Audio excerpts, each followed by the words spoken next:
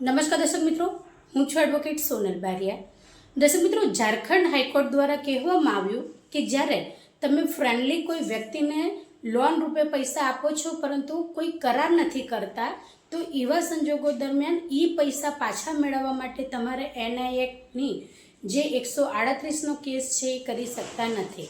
જ્યારે તમે કોઈપણ પ્રકારના પૈસા આપ્યા અંગેનો કરાર જ ના કર્યો હોય તો એવા સંજોગો દરમિયાન તમે જે ફ્રેન્ડ એટલે કે મૈત્રી રૂપે તમે જેને પૈસા આપેલા છે એ પૈસા જો એ વ્યક્તિ પાછા નથી આપતા પરંતુ તમે કોઈપણ પ્રકારનો કરાર ન કરેલો હોય તો એવા કેસની અંદર તમે કોર્ટની અંદર જઈ શકતા નથી કે એની અંદર કહી શકાય કે તમે પરત પૈસા મેળવવા માટે એની અંદર નેગોશિયેબલ ઇન્સ્ટ્રુમેન્ટની કલમ 138 પણ લાગુ કરી શકતા નથી।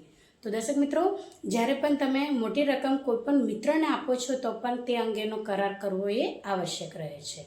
તો દર્શક મિત્રો, આજના માટે આટલું જ। જય હિન્દ, જય ભારત।